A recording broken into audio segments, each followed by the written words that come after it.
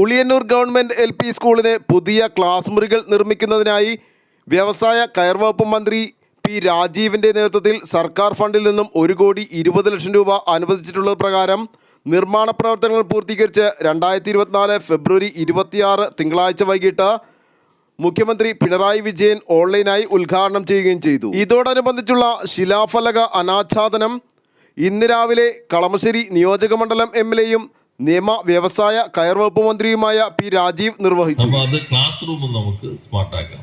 അപ്പോൾ Uliyannoor LP school ഒരു model സ്കൂളായിട്ട് മാറും. ഇപ്പൊ ടീച്ചർ അടുത്ത വർഷം റിട്ടയർ ചെയ്യും. ഇനിയിപ്പോ ഒന്നും ചോദിക്കാനില്ല, പുതിയ ടീച്ചർ വരും. അത് മാത്രമാണ് ആകെ ഒരു വിഷമം അല്ലെ. അടുത്ത ടീച്ചർ എല്ലാവരും ഒന്നിച്ച് സഹകരിക്കുന്നുണ്ട്. അതിന് പ്രത്യേകം നന്ദി രേഖപ്പെടുത്തിക്കൊണ്ട് മറ്റു കാര്യങ്ങളിലേക്കൊന്നും പോകുമില്ല. നല്ല രീതിയിൽ ഇത് ചീത്തനാക്കരുത് കേട്ടാ.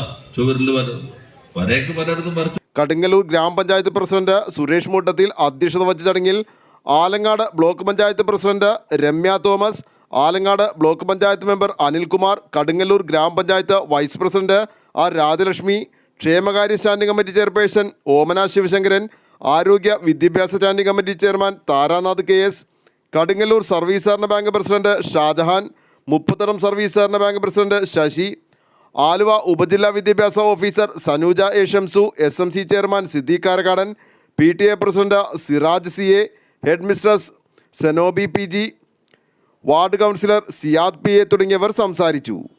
ആലുവ ലൈവ് ന്യൂസിനു വേണ്ടി സിദ്ദീഖ് കാരക്കാടനൊപ്പം സനൂപ് കളമശ്ശേരി.